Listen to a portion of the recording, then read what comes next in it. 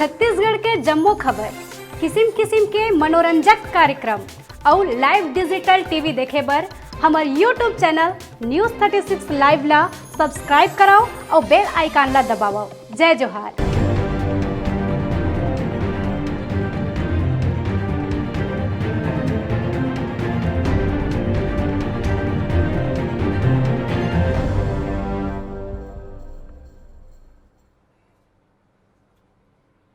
बड़का समाचार के बाद अब बे रहे खबर छत्तीसा के।